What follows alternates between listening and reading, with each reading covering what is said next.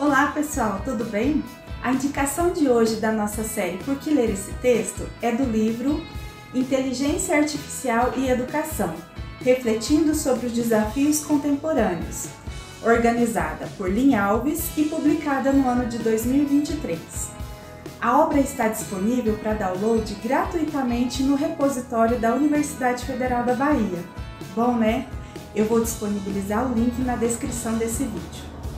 Esse trabalho reúne contribuições valiosas de pesquisadores e profissionais da educação, atuantes em diversas áreas, que nos ajudam a pensar sobre os impactos da inteligência artificial na sociedade e como a educação pode e precisa se comprometer com esse cenário.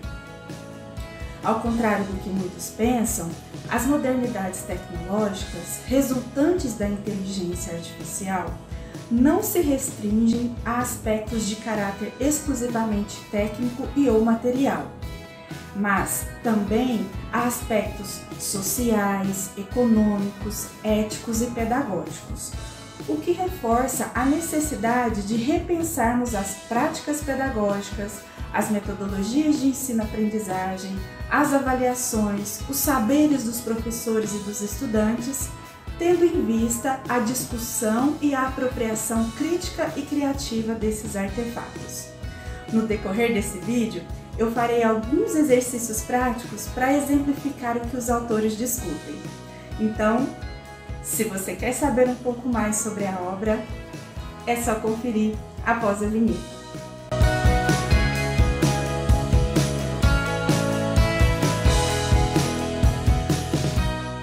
Começo a desenvolver essa apresentação compartilhando o primeiro de alguns exercícios realizados durante a produção desse vídeo. Acessei o chat do Bing, produto da Microsoft, e selecionei o estilo de conversa criativo, de modo que os resultados facilitem a compreensão. No campo de pergunta, registrei um comando, tecnicamente chamado de prompt, no qual eu pedi ajuda para elaborar a introdução desse vídeo. Especifiquei o objetivo e a fonte. O texto de resposta apresenta características muito próximas a uma conversa entre pessoas. Começa com um cumprimento, seguido da apresentação do assistente, de uma síntese do que foi solicitado e da proposta para o que foi pedido. Diferente do ChatGPT 3.5, desenvolvido pela OpenAI, o Bing indica os links nos quais ele se baseou. Na minha interpretação, as sugestões foram válidas, contudo, eu as utilizei apenas como ideias. Nesse caso, o recurso se mostrou um bom assistente. Em um segundo exemplo, utilizei a versão gratuita do DALL-E 3 na tentativa de gerar uma imagem para a capa desse vídeo. Mas levei muito tempo, usei todas as minhas moedinhas e não cheguei a um resultado satisfatório. Nesse caso, percebi aspectos importantes.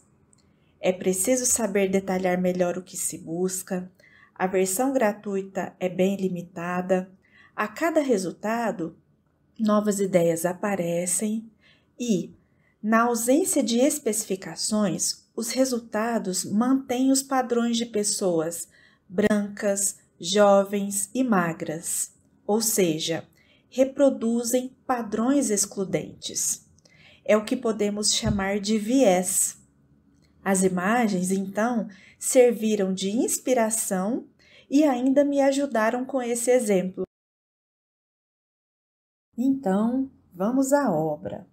Ela está organizada em duas partes. Na primeira, os autores nos ajudam a identificar o conceito e as origens da IA, bem como já discorrem sobre os seus riscos e possibilidades no contexto educacional.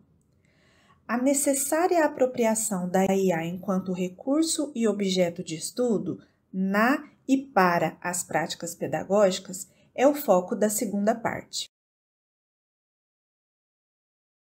Data-se que os primeiros trabalhos com IA começaram em 1950, quando o matemático Alan Turing escreveu um artigo discutindo objeções sobre máquinas serem capazes de pensar. Mas o termo inteligência artificial só foi criado em 1956 pelo cientista da computação John McCarthy.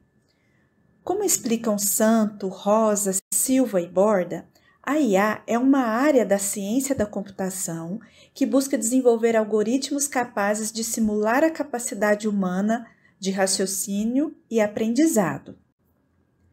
Borato esclarece que esses algoritmos são uma sequência de instruções desenvolvidas por humanos que faz uso da tecnologia para realizar com mais agilidade tarefas realizadas por pessoas.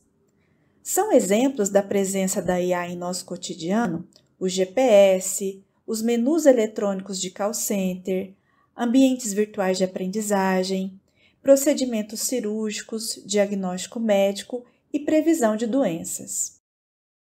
Em novembro de 2022, a IA ganhou maior visibilidade por conta do lançamento do ChatGPT, desenvolvido pela empresa OpenAI. Um chat que simula diálogos e é capaz de gerar respostas para qualquer pergunta realizada em qualquer idioma. Esse recurso é fruto de um dos subcampos da IA, a inteligência artificial generativa, que gera, com agilidade, conteúdos em formatos de texto, imagem e áudio. A grande financiadora dessa tecnologia no momento é a empresa Microsoft, mas grandes empresas de tecnologia, chamadas de Big Techs, como Google, Apple, Amazon e Meta, se valem desse cenário para aumentar os seus lucros.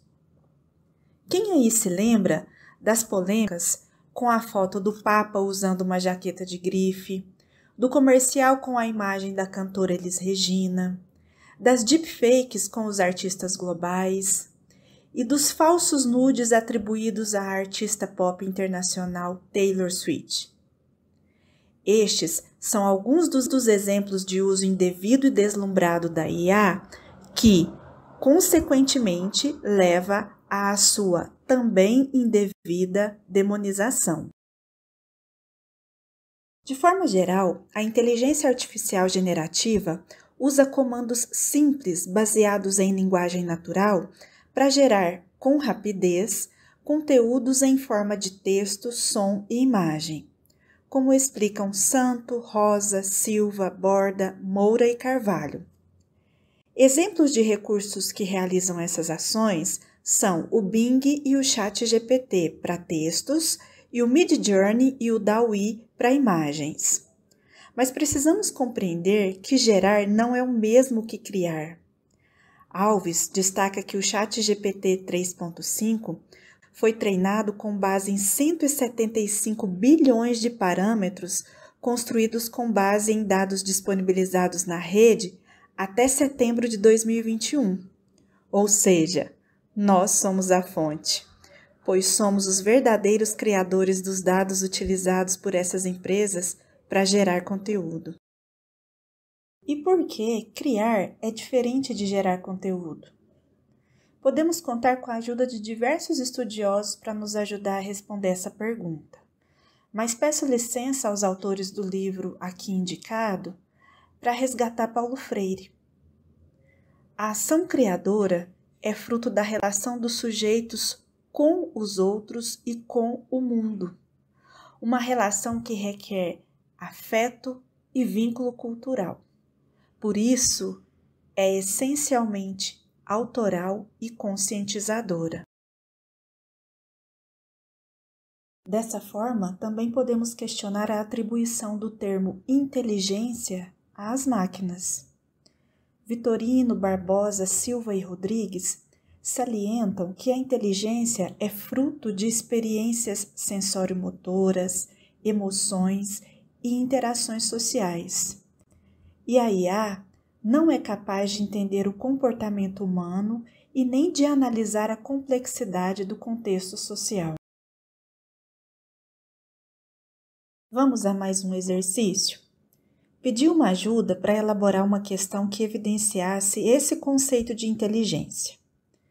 Vejam que, antes de apresentar sugestões, o chat me corrige ao esclarecer que as máquinas também podem ter algum tipo de inteligência.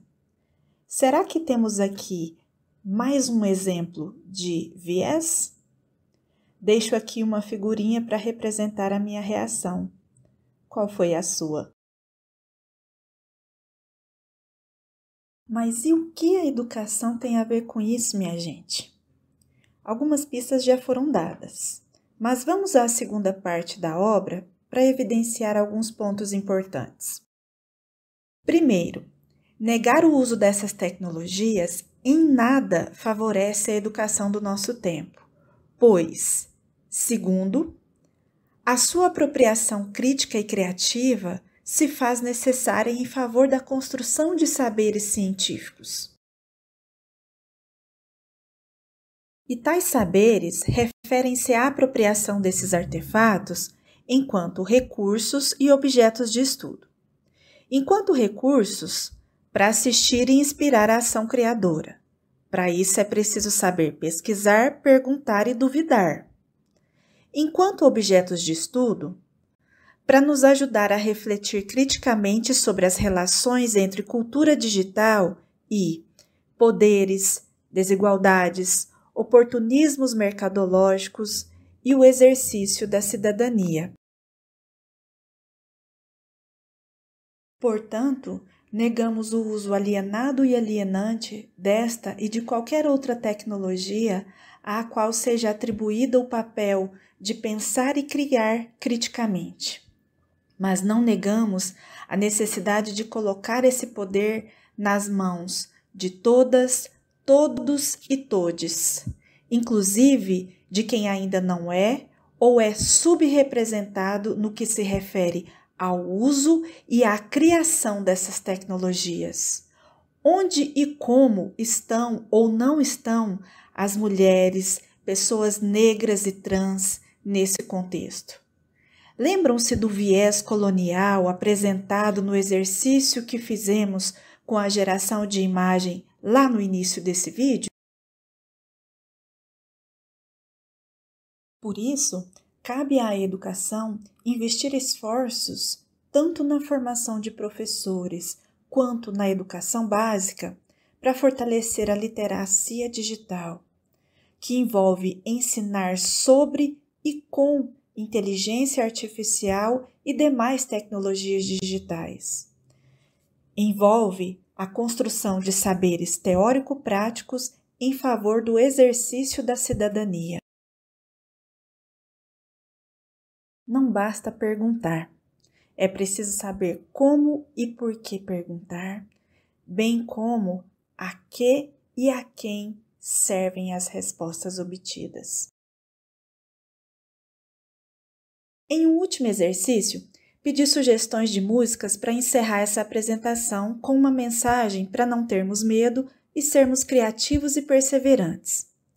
Os resultados não atenderam ao meu propósito. Insisti, mas não tive sucesso.